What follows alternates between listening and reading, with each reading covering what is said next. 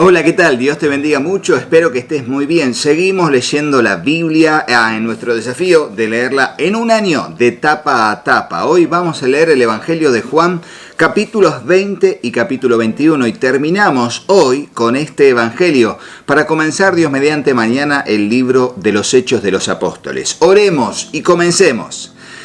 Señor Dios, te damos gracias por este tiempo que vamos a bien invertir en la lectura y meditación de tu palabra. Dios, te pedimos que nos ayudes a poder seguir adelante confiados en ti. Jesús, ayúdanos a poder entender tu palabra y a meditar en ella. Dios, aquí está nuestro corazón como una tierra fértil donde tu palabra, tu semilla será sembrada. Te ruego, Dios, que allí pueda germinar, crecer y dar fruto al 100, al 60 o al 30 por uno, conforme sea tu propósito y nuestra fe en tu bendita palabra. Te lo pedimos en el nombre de Jesús y juntos decimos amén y amén. Leemos el capítulo 20 titulado La Resurrección. Versículo 1. El domingo por la mañana temprano, mientras aún estaba oscuro, María Magdalena llegó a la tumba y vio que habían rodado la piedra de la entrada. Corrió y se encontró con Simón Pedro y con el otro discípulo a quien Jesús amaba. Le dijo: sacaron de la tumba el cuerpo del Señor y no sabemos dónde lo pusieron. Pedro y el otro discípulo se dirigieron a la tumba. Ambos iban corriendo, pero el otro discípulo corrió más aprisa que Pedro y llegó primero a la tumba. Se agachó a mirar adentro y vio los lienzos de lino apoyados allí, pero no entró. Luego llegó Simón Pedro y entró en la tumba. Él también notó los lienzos de lino allí, pero el lienzo que había cubierto la cabeza de Jesús estaba doblado y colocado aparte de las otras tiras. Entonces el discípulo que había llegado primero a la tumba también entró y vio y creyó.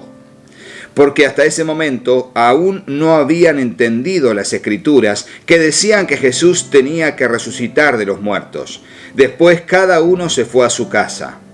Versículo 11, titulado Jesús se aparece a María Magdalena, y dice así: María se encontraba llorando fuera de la tumba, y mientras lloraba se agachó y miró adentro.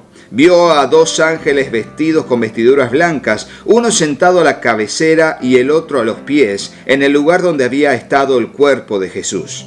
Apreciada mujer, ¿por qué lloras?, le preguntaron los ángeles.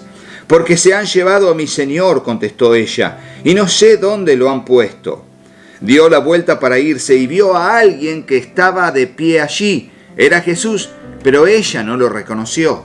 Apreciada mujer, ¿por qué lloras?, le preguntó Jesús. ¿A quién buscas? Ella pensó que era el jardinero y le dijo: Señor, si usted se lo ha llevado, dígame dónde le puso y yo iré a buscarlo. María, dijo Jesús. Ella giró hacia él y exclamó: Raboni, que significa en hebreo, significa maestro. Y ahora déjenme decirles algo. Uno cuando lee literalmente a veces interpreta de que, bueno, Jesús tenía otra cara, otro rostro, ¿cómo que no lo conoció? No, imagínense, profundamente angustiada, triste. Una persona no suele andar con el rostro para arriba para que todos lo vean. Cuando uno está triste, angustiado, puede hasta estar cabizbajo, con la cabeza mirando hacia abajo, tapándose el rostro. Y más cuando alguien le está hablando. Tranquilamente podía estar mirando para abajo, para el suelo, y escucha la voz de alguien de reojo, pero no lo conoció. Y cuando dijo María, allí sintió su nombre y recordó las veces que Jesús le haya dicho María, quizás de la misma manera que se lo dijo aquí, y ella ahí se dio cuenta que era el maestro, que era Jesús. No tiene que ver con quizás algunas cosas más como no tan de sentido común. Por eso no tenemos que meterle tanto misticismo a la Biblia, sino también entenderlo literalmente desde nuestro punto de vista de la vida cotidiana, ¿no? Entonces, fíjense, le dijo Raboni, que en hebreo significa maestro. Y el versículo 17 dice: no te aferres a mí, le dijo Jesús, porque todavía no he subido al Padre, pero ve a buscar a mis hermanos y diles: voy a subir a mi Padre y al Padre de ustedes, a mi Dios y al Dios de ustedes. Y no te aferres a mí tiene que ver con que María no tenía que aferrarse al cuerpo del Señor.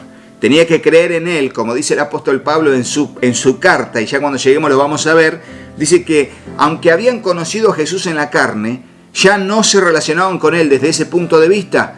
Para ellos y para todos nosotros, Jesús no es una figura de carne y hueso, Jesús no es un cuadro en la pared, Jesús no es una estatua, para nada. Jesús es nuestro gran Dios y Salvador Jesucristo. Y no nos aferramos a un cuerpo humano, no nos aferramos a lo que fue Jesús de Nazaret, el maestro o el personaje histórico. Nos aferramos al Dios creador del cielo y de la tierra y todo lo que va a decir el apóstol Pablo, que ya lo vamos a leer, acerca de quién es Jesús. Por eso no tenemos estampitas, no tenemos estatuas, no tenemos imagen ni figura, no tenemos ningún tipo de cuadro, nada, porque nosotros no nos aferramos al hombre histórico, aunque sabemos que existió y que vino con el propósito de morir por cada uno de nosotros. Desde su resurrección y ascensión, Él es nuestro gran Dios y Salvador. Y como le dijo a María, no te aferres a mí, a mi cuerpo, porque yo subo al Padre. Y tienen que tener una relación espiritual, no material, con Jesús. Y así nos manda a nosotros. Por eso nuestra relación con Él es por fe y para fe a través de su palabra.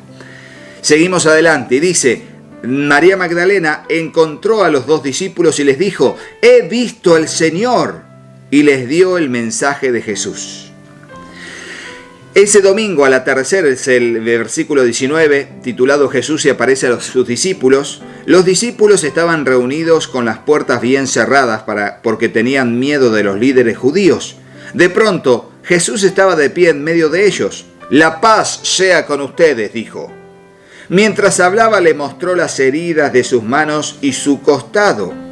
Ellos se llenaron de alegría cuando vieron al Señor. Una vez más les dijo, la paz sea con ustedes.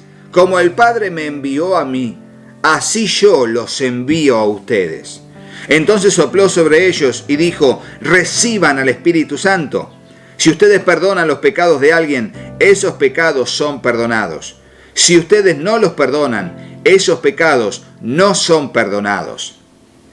Y hay toda una cuestión con esto, sobre todo por el tema de que si un hombre puede perdonar o no pecados. Y no está hablando de la autoridad del ser humano para perdonar pecados, sino de la autoridad del ser humano para declarar que frente al arrepentimiento de las personas, Dios los perdonaría y así sería, así sería. Seguimos. Jesús se aparece a Tomás, versículo 24. Tomás, uno de los 12 discípulos al que apodaban el gemelo, no estaba con nosotros cuando llegó Jesús. Ellos le contaron, hemos visto al Señor. Pero él respondió, no lo creeré a menos que vea las heridas de los clavos en sus manos, meta mis dedos en ella y ponga mi mano dentro de la herida de su costado. Incrédulo, incrédulo, incrédulo. Pero dice, 8 días después, los discípulos estaban juntos de nuevo y esta vez Tomás se encontraba con ellos. Las puertas estaban bien cerradas, pero de pronto, igual que antes, Jesús estaba de pie en medio de ellos y dijo, la paz sea con ustedes. Entonces le dijo Tomás, pon tu dedo aquí y mira mis manos, mete tu mano en la herida de mi costado, ya no seas incrédulo, cree. Mi Señor y mi Dios, exclamó Tomás. Entonces Jesús le dijo, tú crees porque me has visto. Benditos son los que creen sin verme. ¡Qué bueno! ¡Qué bueno! Y de eso se trata, no tener una relación material con Jesús donde necesitamos ver para creer, sino una relación espiritual con Él donde necesitamos simplemente creer para luego ver la manifestación de su gloria. Ver para creer, no, sino creer para ver. De eso se trata. Y esto trae una bienaventuranza para cada uno.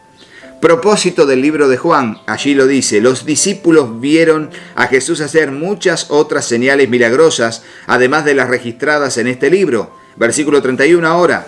Pero estas se escribieron para que ustedes continúen creyendo que Jesús es el Mesías, el Hijo de Dios, y para que al creer en Él tengan vida por el poder de su nombre.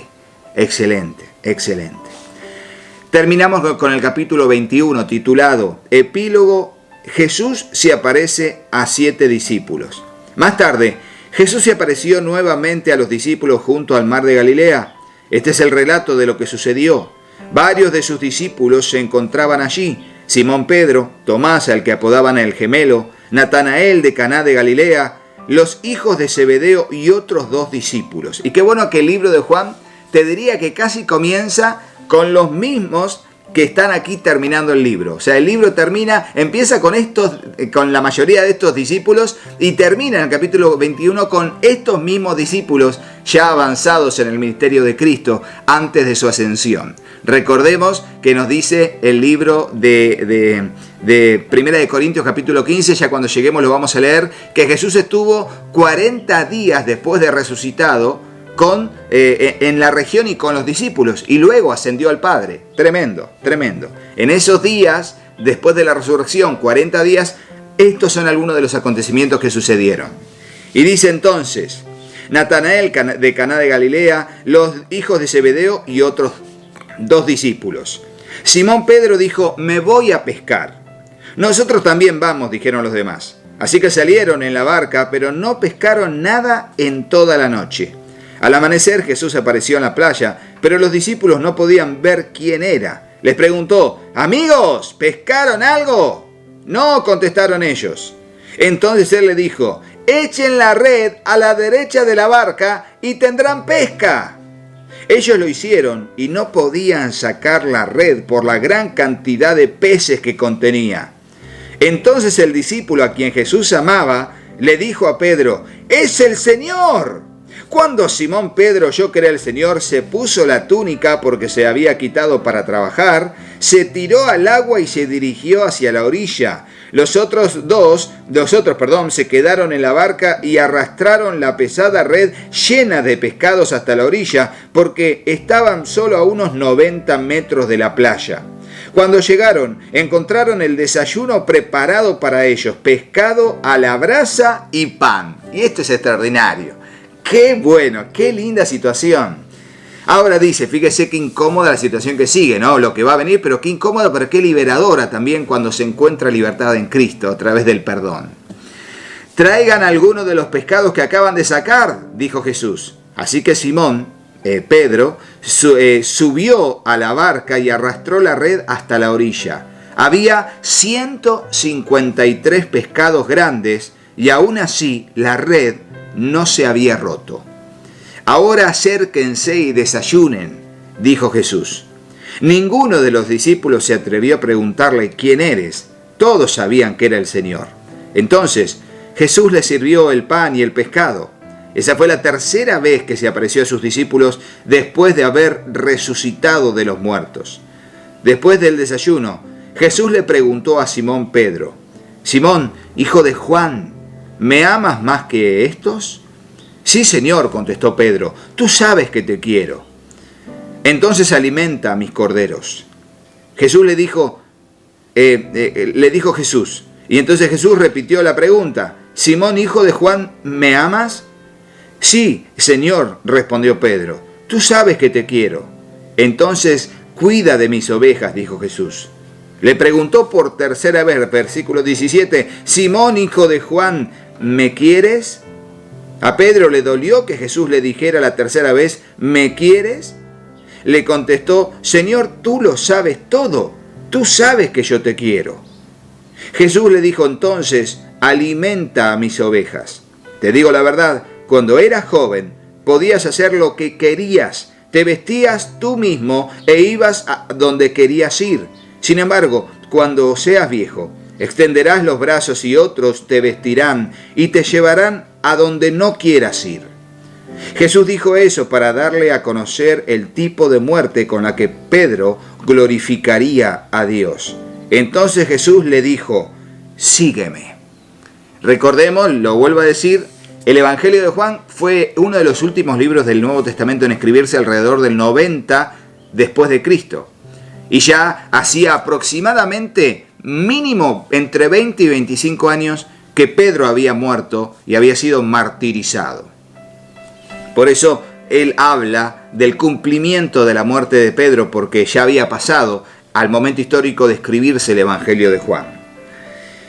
Entonces Pedro se dio vuelta y vio que detrás de ellos estaba el discípulo a quien Jesús amaba. el que se había inclinado hacia Jesús durante la cena para preguntarle: Señor, ¿quién va a traicionarte? Pedro le preguntó a Jesús: Señor, ¿qué va a pasar con él? Jesús contestó: si quiero que él siga vivo hasta que yo regrese, ¿qué tiene que ver contigo?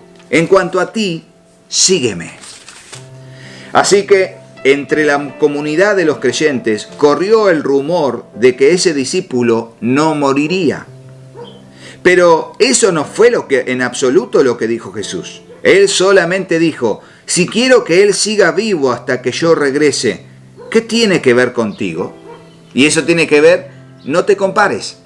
Y eso tiene que ver: no te compares. Por eso pon en el comentario: nunca me debo comparar con otro en el propósito de Dios. Nunca me debo comparar con otro en el propósito de Dios. Dios tiene llamados que son individuales, porque Dios con todos trata, pero no con todos trata de la misma manera. Y así debe ser, y así será, y así lo vemos en este pasaje. Entonces el discípulo es el que da testimonio, dice, de todos estos sucesos, y los ha registrado en este libro, y sabemos que su relato es fiel. Y a partir de aquí sabemos que el discípulo a quien Jesús amaba es el autor de este escrito, de este evangelio, que es Juan. Jesús también hizo muchas otras cosas. Si todas se pusieran por escrito, supongo que el mundo entero no podría contener los libros que se escribirían. Tremendo, tremendo. Y así fue el ministerio terrenal de Jesús. Y hasta aquí llegamos casi al final de lo que es el ministerio terrenal, porque veremos en el capítulo 1 del libro de los Hechos que Él va a ascender a los cielos. Pero eso será para la lectura de mañana. Si te gustó el video, ponle me gusta y déjanos en el comentario si tenés alguna pregunta con respecto a la lectura de hoy. Suscríbete al canal, activa la campanita, compartí este video y todo lo que siempre mis hijos te dicen que hagas, ¿eh? Así que será hasta mañana, Dios mediante. Chau, chau.